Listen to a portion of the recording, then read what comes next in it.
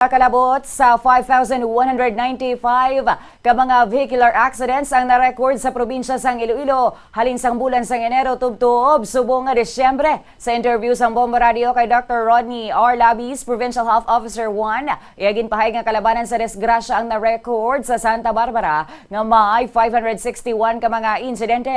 Nagasunod ang oton nga may masobra 480, sunod ang putotan nga mayara sa masobra 390 ka mga recorded road crash accident. Sudo sa iya sa 5,195 ka mga aksidente, mayara sa masobra 160 ang recorded nga napatay, 384 ka mga nakaagom sa major injuries, masobra 2,000 naman ang nakakuha sang menor nga mga pilas kung sa diin, 1,600 plus sa mga ini ang kinahanglan pa nga dalon sa ospital. Sa impormasyon man sang Iloilo Provincial Health Office, masami nga nagaka-aksidente ang mga motorsiklo kung sa diin masobra 3,000 ang nagaka-aksidente sa mga salakyan. Samtang mga salakyan naman kaangay isang multi-cab van o kung private cars, mayara sa masobra 3,000 man ka mga recorded nga vehicular accidents.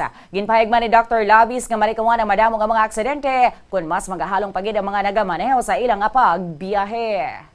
Sa linyada ni Department of NFHO is ang tala naton nga aksidente sa dalanon is preventable gid siya.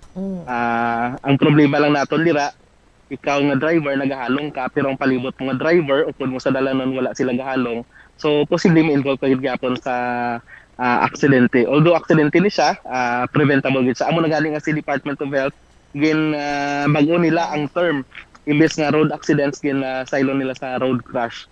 Ay hindi ni siya aksidente, mga preventable ni siya, mga events nga kung may insakto lang ibalo, may insakto lang road safety features ang kada driver naton ma-prevent kin natin.